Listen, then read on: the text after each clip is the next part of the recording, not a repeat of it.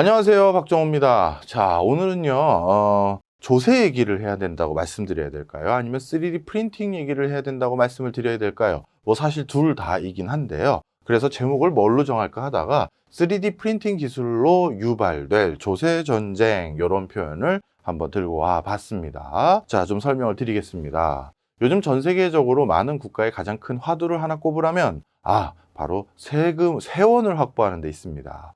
그럴 수밖에 없겠죠. 사실 유럽이나 아니면 중남미 국가나 중동도 마찬가지입니다. 이 코로나19를 극복하는 과정에서 엄청난 방역 비용 또는 기초 생활을 보장하기 위한 복지 비용, 이런 것들을 지불해 왔고요. 그런데 거기에만 끝난 것이 아니라 그 과정에서 경제적 피해를 봤던 사람들이 차상위 소득계층으로 떨어지지 않도록 유도하기 위해서 많은 경기 부양금을 또 지급해 온 게 사실입니다. 그런데 지난 한 해 이렇게 엄청난 천문학적인 비용들을 썼고요. 그래서 특정 국가들은 2차 세계대전 때보다 더 많은 정부 부채를 떠안게 된 상황이 됐는데요. 그래서 OECD나 이런 국제기구의 보고서 중에서는요, 이런 단어들이 참 많이 요즘 목격됩니다. 퍼머넌트.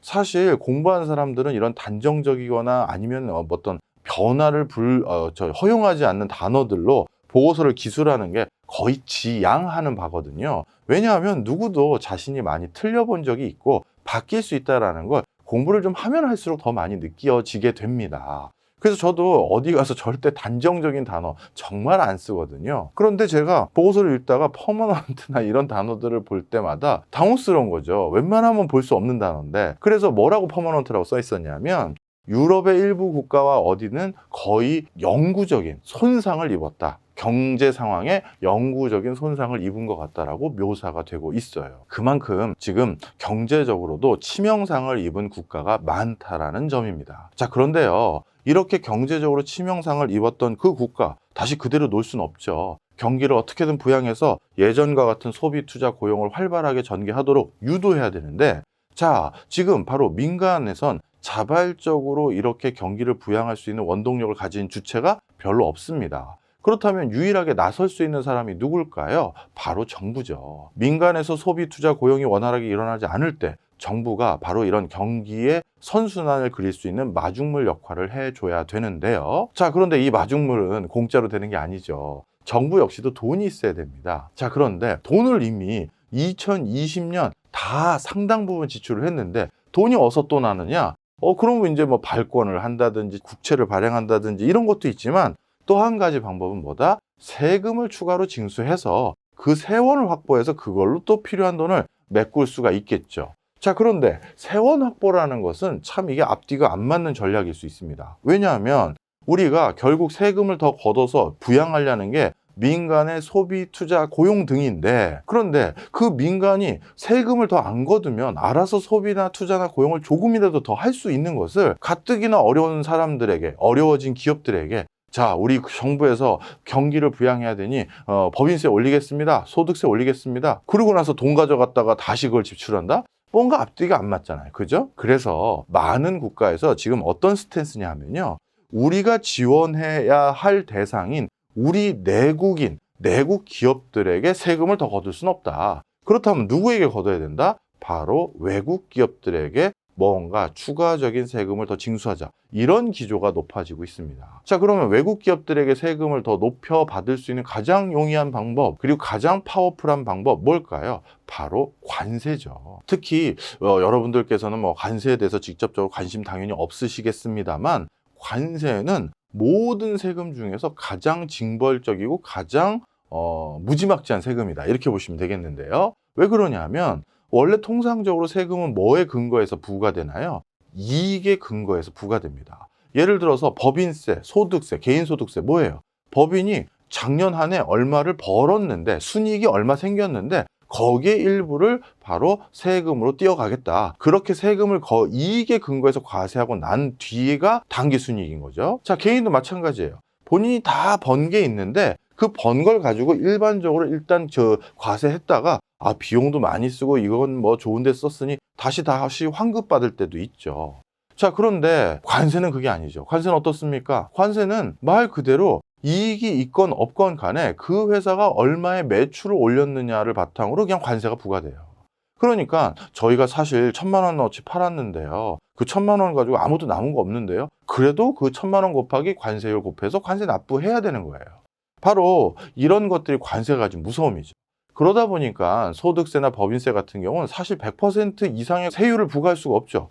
100% 세율이라는 게 뭡니까? 네가 벌은 이득 다 가져와죠. 그러니까 200%라는 건 너가 1,000만 원 벌었으면 나한테 2,000만 원 내. 이건 말도 안 되는 세율이잖아요. 그래서 법인세와 소득세는 이론적으로 맥스가 100%입니다. 그런데 관세는 100% 넘는 게 너무나도 흔하죠. 그냥 이건 제품 가격이 그래서 1,000원이라고요? 그러면 3,000원, 그러니까 3배, 관세 300% 이렇게 할 수가 있는 거예요.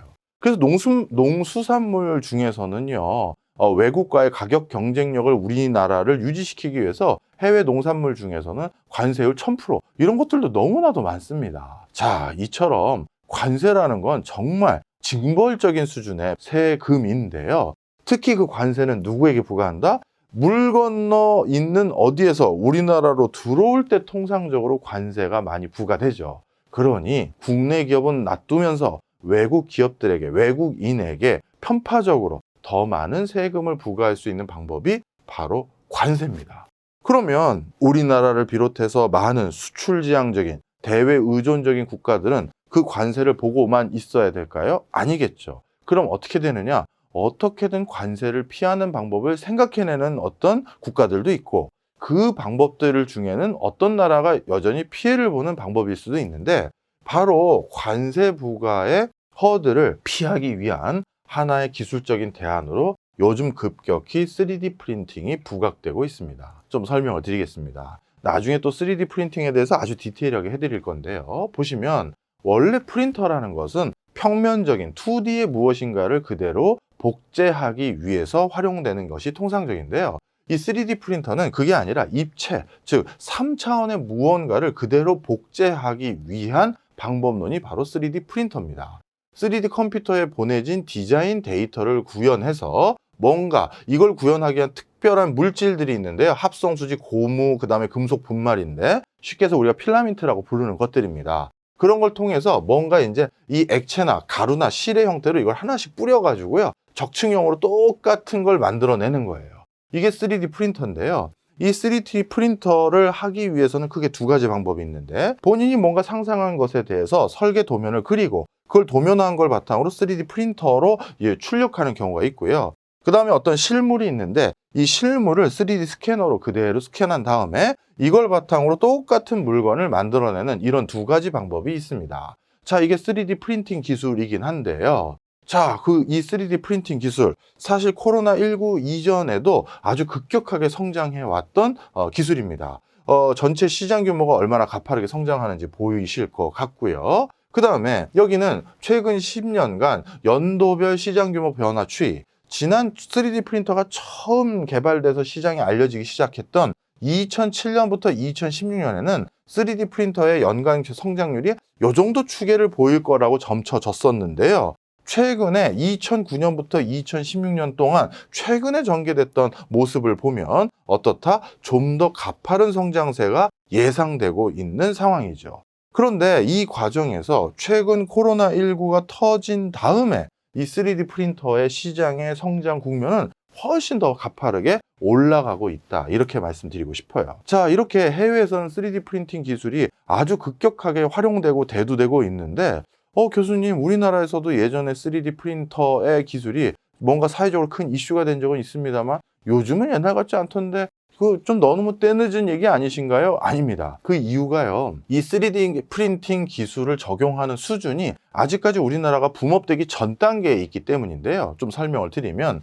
3D 프린팅을 사용하는 수준을 레벨 0, 레벨 1, 레벨 2, 레벨 3로 이렇게 구분하는데요. 레벨 0는 제품 테스트를 위한 시제품 제작이나 제조 개발을 위한 도구 생산에 활용된다. 즉 3D 프린터를요, 어디에 주로 쓰고 있었던 게 일반적이었냐면 뭔가 프로토타입을 빨리 만들거나 프로토타입을 그냥 빨리 만들어서 그걸 수월하게 만드는 방법론으로 3D 프린터를 사용하는 게 레벨 0입니다.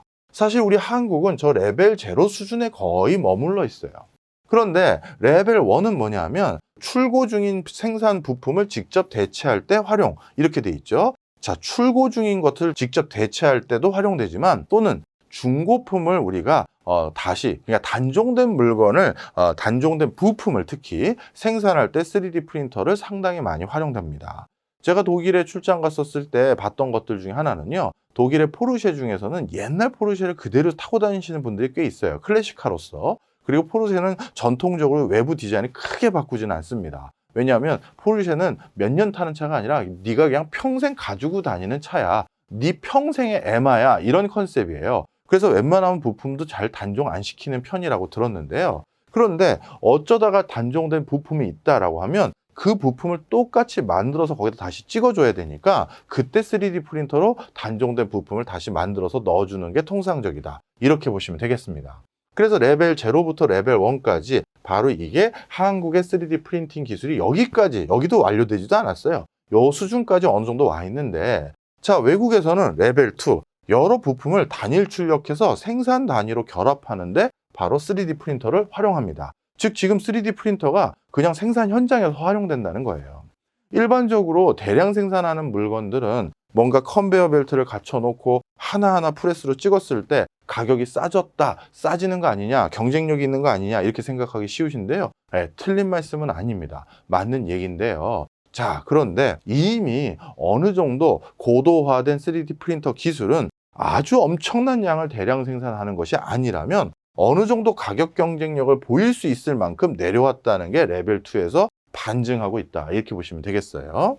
자, 레벨 3는 뭐냐? 이 3D 프린팅의 설계 자유도를 극대화해서 부품이나 최종 제품의 성능을 향상시키고 자유자재로 부품을 변형하거나 시장 트렌드에 맞게끔 개선하는 그런 경지가 레벨 3입니다. 이 레벨 3까지 온 데가 거의 미국이에요. 예. 미국의 실리콘밸리는 워낙 트렌드가 빨리 바뀌는 요즘의 상황에 부합하기 위한 제품, 뭐로 주로 만들어서 납품한다? 3D 프린터로 만들어 납품하는 회사들이 상당히 있고요. 독일 같은 경우는 본인들이 대량 생산하는 전통적인 제조업 중에서 본인들의 부품 중에 일부를 3D 프린터로 만들어서 이렇게 활용하고 있는 경지까지 온 것이죠. 그래서 외국은 점점 2단계, 3단계로 3D 프린터의 활용도를 높여가고 있는 상황이지만 우리나라는 아직까지도 학생들에게 창업 가르칠 때 메이커 스페이스에서 시제품 한번 만들어 볼 때 이런 수준으로만 3D 프린터를 활용하고 있는 범주에 국한되어 있다. 이렇게 보시면 되겠습니다. 자, 그래서 앞으로 3D 프린터의 발달 시기열은 이렇다고 보시면 돼요. 시제품을 만드는 수준으로 지금 우리가 활용하고 있죠. 그런데 우리가 그 다음에 3D 프린터를 좀 선도적으로 활용하고 있는 회사가 있다면 맞춤형 제품을 하나 만들 때 3D 프린터를 적극적으로 활용합니다. 대표적으로 이 의족이라든가 의치 이런 건 뭡니까? 내 다리의 사이즈, 내 관절의 사이즈는 나만의 특이점이 있는 것이죠. 따라서 어떤 표준화된 일반 제품을 여기다 갖다 낀다는 건 말도 안 되는 일이에요. 그러니 내 이쪽의 의족을 만드는 제일 용이한 방법은 반대쪽에 있는 내 다리의 사이즈를 3D 스캐너로 스캔을 하거나 아니면 어떻게든 도면화해서 이걸 바탕으로 내 반대쪽 다리에 의족을 만들어 줬었을 때가 가장 나의 만족감을 높일 수 있는 방법이겠죠. 바로 이렇게 일개 한 사람을 위한 하나의 제품을 만들 때는 대량 생산은 답이 아니죠. 바로 그런 인더스트리에서 3D 프린터 기술이 널리 활용되어 왔고요. 치아 교정기, 이건 뭡니까? 바로 나만의 또 이빨의 모양과 크기와 형태는 다 다르죠. 바로 그런 거일 때도 이렇게 3D 프린터를 활용해 왔다는 거예요. 이 3D 프린터 기술 때문에 전 세계 인더스트리 하나가 완전히 탈바꿈된 게 있습니다. 어딜까요? 바로 보청기 시장입니다. 보청기에는 바로 내 귀에다가 이 보청기를 좀 싹 넣어줘야 되잖아요. 그런데 사람들의 귀의 모양, 특성 어떻습니까? 다 다릅니다. 따라서 정말 나에게 쾌적한 어떤 보청기를 만들어주는 제일 쉬운 방법은 3D 프린터로 내 귀에 제일 적합한 보청기 모양을 만들어서 딱 넣어주는 형태로 보청기 산업은 완전히 바뀌어버렸다. 이렇게 해도 과언이 아니에요. 자, 우리도 여기까지는 지금 어느 정도 맛을 보고 있어요. 바이오, 디지털 헬스 분야 이런 데서는 이 기술을 적극적으로 지금 활용을 이미 하고 있는 상황인데요. 그런데 좀 전에 보여드렸던 이 레벨 2와 레벨 3는 어디를 원하는 거다? 전통 제조업에서 3D 프린터를 적극적으로 활용하는 시점이 벌써 도래했다는 겁니다. 그러면 전통 제조업에서 3D 프린터를 얼마나 적극적으로 활용해 왔는지를 보는 제일 쉬운 방법은 바로 이거예요. BMW에서 실제 자체 자동차 부품을 개발하거나 또는 부품을 일부 사용할 때 이 3D 프린터로 만든 이런 부품들을 이미 BMW는 활용을 하고 있다라는 점입니다. 그래서 이미 선진국에서는요, 전통 제조 부분에서도 상당히 많은 3D 프린터의 부품들을 활용을 해 오고 있고요. 특히 저렇게 볼보처럼 대량 생산하는 제품이 필요한 그런 회사들은 조금 아직까지 보편적으로 3D 프린터 기술을 활용하는 것은 아니지만, 적어도 몇 대 안 만드는 소품종 고부가가치 상품을 만드는 보잉의 엔진이라든가 이런 것들은 이미 3D 프린터 기술을 아주 적세적소에 활용을 해오고 있다, 이렇게 보시면 될 것 같아요. 자, 그래서 이미 산업 전방위적으로 어느 정도 3D 프린터 기술은 계속 진화 발전을 해오고 있는데요. 자, 그런데 바로 코로나19로 인해서 이 3D 프린팅 기술은 더더욱 탄력을 받을 것으로 점쳐지고 있는 분야입니다. 사실 요즘 우리 사회에서도 가장 뜨거운 이슈 중에 하나는 뭡니까? 코로나19로 인해서 많은 업종은 피해를 봤어요. 그런데 오히려 큰 수혜를 본 업종들도 많습니다. 대표적으로 제가 오늘 여기 강연 녹화하러 오기 전에 모 부처의 국장님이 주재하는 미래 신산업을 한번 모색하는 회의에 잠시 참석을 했었는데요. 그때 회의에 저도 왔었고 학계에 계신 또 다른 분도 오셨지만 우리 모 증권사의 애널리스트, 리서치 센터장님이 한 분 오셨었어요. 그런데 그분이 머리를 긁적긁적 하시면서 이런 표현을 쓰더라고요. 주무부처의 국장님께서 덕담을 해주셨어요. 뭐라고 덕담을 해주셨냐면, 아유, 이 귀한 시간 내서 이렇게 회의에 참석해 주셔서 감사합니다. 그래도 요즘 증권계는 더 바빠지셨죠? 요즘 워낙 장시가 좋아가지고 성과급이라도 좀 많이 받으셨습니까? 하면서 그냥 덕담을 해주셨는데요. 리서치 센터장님께서는 오히려 요즘과 같은 시국에 뭔가 성과급 더 받았냐, 요즘 더 바빠졌지 않냐라는 거에 조금 멋쩍으셨나 봐요. 그냥 약간 멋쩍은 웃음 지으면서, 예, 저희야 어쩌다 보니까 코로나19 수혜 대상이 돼버린 꼴이 됐네요 라고 하시면서, 그래서 저희도 이번에 정말 사상 최대의 흑자를 낸 회사들이 많은데 그 회사들이 뭔가 사회에 기여할 수 있는 방법들을 많이 찾고 있다고 합니다. 이렇게 딱 언급을 하시더라고요. 자, 무슨 얘기냐?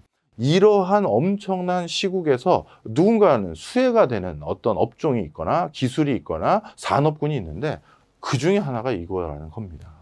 왜? 3D 프린팅 기술이 무역환경 변화를 대비하는 가장 절호의 기술이기 때문이죠.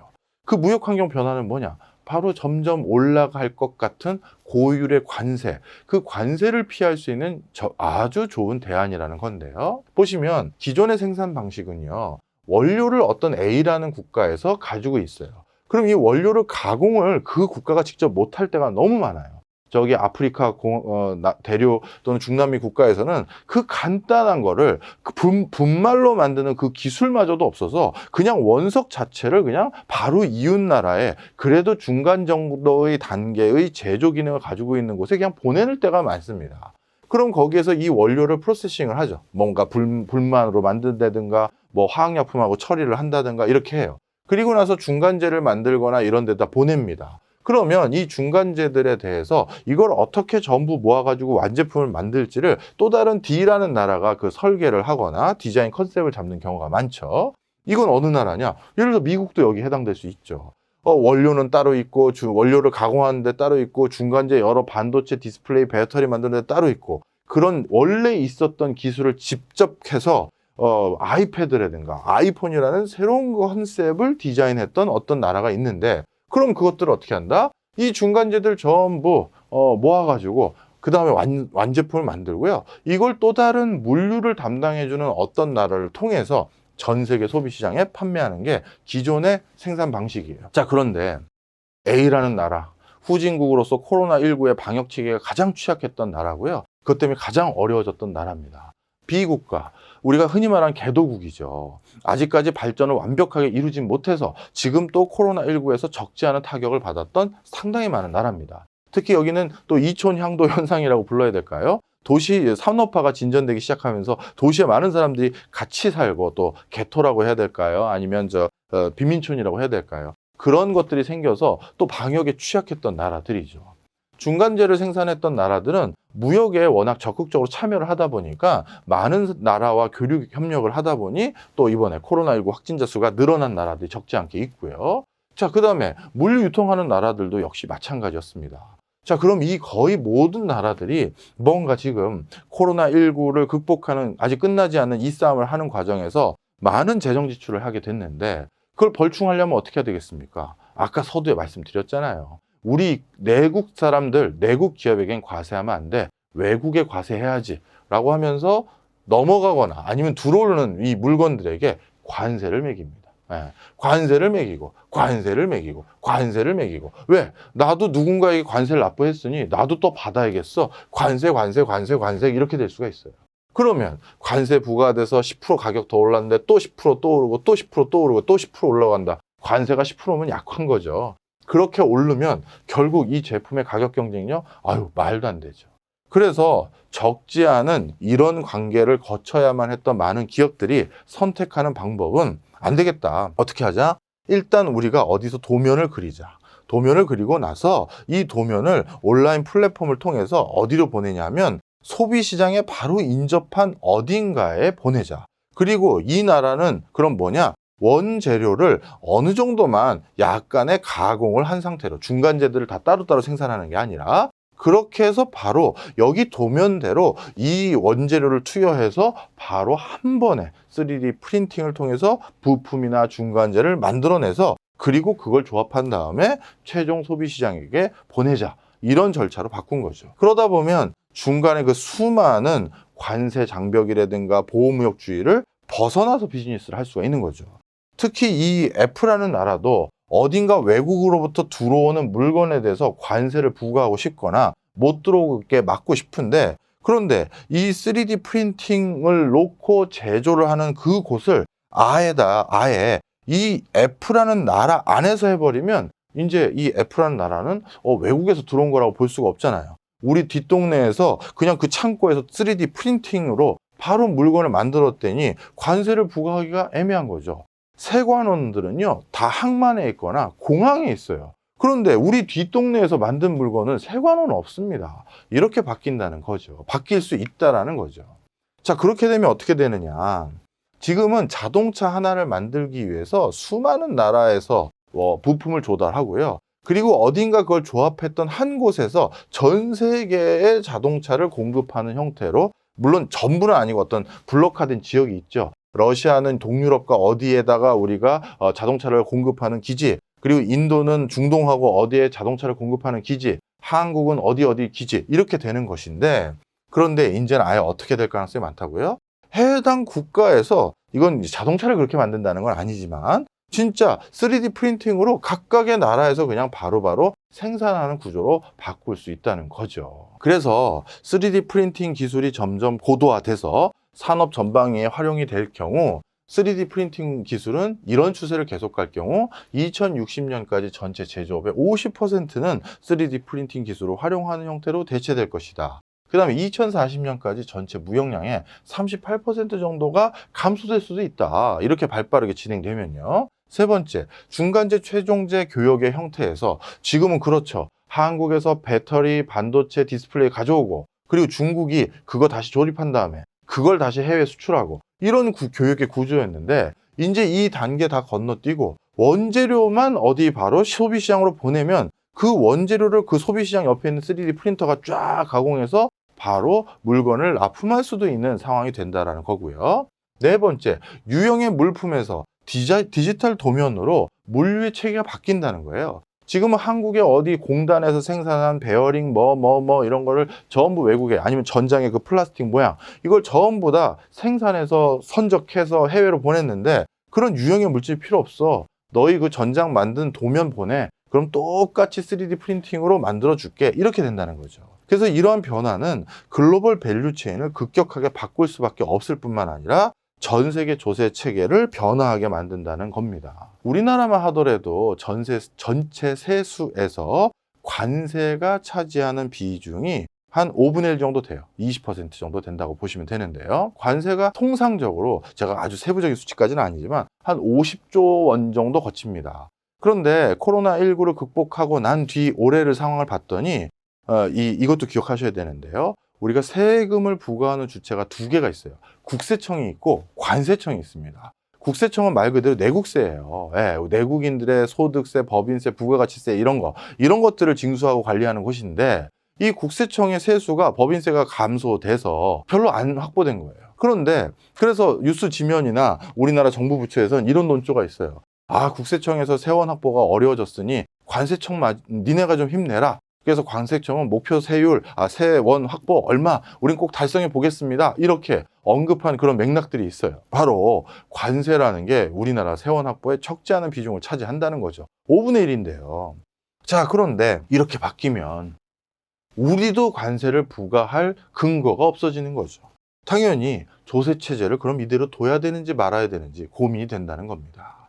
계속 같은 슬라이드일 수도 있는데요. 공급자의 공급자들이 다시 공급을 해주고 그걸 제조자가 다시 제조해서 유통업자에게 넘겨서 그걸 소비자에게 전달하는 게 기존의 방식이라면, 3D 프린팅 기술을 활용하면 3D 모델 공급자, 이게 바로 디지털 설계 도면을 그린 사람인데, 이 사람이 바로 어디로 보낸다? 3D 프린터를 가지고 있는 그 업체에다 보내요. 그럼 이 업체는 대부분 소비시장 근처에 있는 경우가 많습니다. 왜? 관세 피하기 위해서. 그럼 여기서 만들어서 바로 소비시장에서 파는, 아니면 3D 프린터와 소비시장이 같이 있는 경우, 이런 경우까지도 있을 수 있다는 거죠.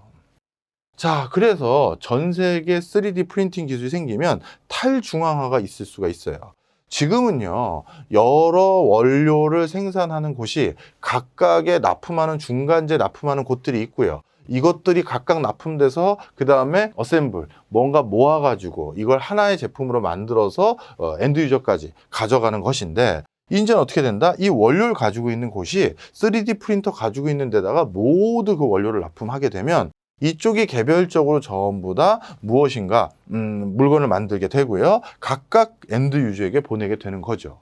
자, 그럼 이 그림과 이 그림을 봤었을 때 누가 힘이 약해지고 누가 힘이 강해질 수 있습니까? 바로 어셈블하는, 즉 우리나라처럼 뭔가 이걸 취합해서 완성품을 수출한다든가, 아니면 개별적인 중간재는 아예 보이지도 않는 상황이고요. 그러니 여긴 좀 취약해지는데, 결국 이 소비시장을 가지고 있는 곳은 뭐 큰 변화 없어 보이고요. 그런데 3D 프린터 기술이 생기면 어떻게 되느냐? 아예 이 어셈블하는 곳이 없어지죠. 그리고 원재료는 이제 각각이 아니라 가장 원재료를 보편적으로 싸게 수급해 줄 수 있는 곳이 굉장히 각광받게 되고요. 그러고 이런 각각의 소비 시장들은 오히려 맞춤형 제품들을 바로바로 땡겨서 쓸 수 있게 된다. 이렇게 보시면 될 것 같습니다. 바로 이 때문에요, 전 세계에서 관세에 대한 새로운 화두를 던지고 있는 상황입니다. 그래서 WCO, 세계 관세 기구라는 곳인데요. 여기에 최신 아젠다들은 이런 게 있습니다. 3D 프린팅이 가져올 변화를 과연 세관이 통제할 수 있을까? 세관 공무원이, 관세청이 이걸 관리 감독할 수 있을까? 컨트롤할 수 있을까? 이거고요. 두 번째, 해외에서 설계된 제품을 3D 프린터 소유자가 인쇄하는 경우, 이는 유형의 거래인가 무형의 거래인가? 이것도 중요한데요. 1998년으로 알고 있는데 전 세계가 그때부터 무형의 거래에 대해서는, 즉 공중 전송된 인터넷을 통해서 보내지는 것들에 대해서는 관세를 부과하지 말자. 왜냐하면 관리 감독도 실질적으로 불가능하고 그냥 그거는 어쩔 수 없으니까 그냥 우리 다 같이 페어하게 부과하지 말자라고 합의를 봤고요. 이 합의는 2년 단위로 다시 논의해서 갱신하자고 했습니다. 그래서 지금까지는 아무 문제 없이 갱신이 돼 왔는데요. 그런데 이러면 좀 달라진다는 거죠. 분명 나는 무형의 전송은 했지만 그게 바로 3D 프린터로 인해서 유형의 무엇인가로 바뀌어버리거든요. 그럼 이건 유형일까 무형일까, 이런 얘기고요. 세 번째, 세관은 물품을 직접 수입하지 않고 해외에서 설계된 제품을 인쇄하는 3D 프린터 소유자를 관리하는 정부로서 적합한가? 세관 공무원은 물리적인 실체가 넘어오는 것만 관리 감독하는 것이지, 이런 형태로 수입되는 것은 세관에서 할 일이 아니지 않을까, 이런 이슈고요. 그 다음에 세관이 3D 프린터 소유자를 관리하는 적절한 기관인 경우 기존의 관세 협약이 적용되는가, 아니면 또는 수정되어야 되는가, 이런 논의가 또 필요한 거, 당연한 것이겠죠. 그 다음에 나머지 지식재산권 보호는 어떻게 해야 되는지, 보완은 또 어떻게 해야 되는지, 이런 것들에 대한 이슈가 지금 전 세계적으로 불거지고 있는 상황입니다. 자, 우리나라도요, 원래, 앞으로 재난지원금, 그다음에 그 기본소득 논의도 있을 거고요. 추가적인, 소상공인 지원하기 위한 재정 지출, 이런 것도 많이 있습니다. 그럴 때, 이 과정에서 이게 집행해야 될지 말아야 될지 이런 갑론을박 이런 걸 떠나서요. 좀 더 우리나라의 금고가 두둑하니 쌓여 있으면 이런 걸 논의할 때도 사실 그렇게 해주셔도 되는데 좀 아끼려면 안 해도 되고요. 이런 좀 그래도 좀 논란의 여지가 적거나 그렇게 뜨거운 감자는 안 될 수도 있는데요. 만약에 이렇게 각국에서 세금을 자체적으로 확보하기 위해 외국 기업에게 추가적인 세금을 때린다면 전 세계에서 가장 대외 의존적인 경제 구조를 가진 우리나라는 당연히 취약해질 수밖에 없겠죠. 자, 제가 오늘 이 주제를 들고 온 이유도 거기에 있다, 이렇게 보시면 됩니다. 아직은 너무 초창기에 일어나는 현상이기 때문에 이게 어떻게 진화 발전될지는 좀 봐야 될 것 같아요. 관세 말고 디지털세 역시도 전 세계적으로 화두가 된 지도 벌써 10년 가까이 됐지만 아직까지 일단락이 딱 돼서 어떻게 적용할지는 안 나온 상태죠. 물론 제가 올해 또는 내년에 디지털세도 어느 정도 초안을 다 잡고 집행까지도 할 것으로 보여지긴 하는데요. 그럼 디지털세 말고는 또 없느냐 했었을 때 바로 관세 전쟁 주목해야 된다, 이 말씀 드립니다. 자, 저는 다음 시간에 또 다른 주제 가지고 또 찾아뵙겠습니다. 감사합니다.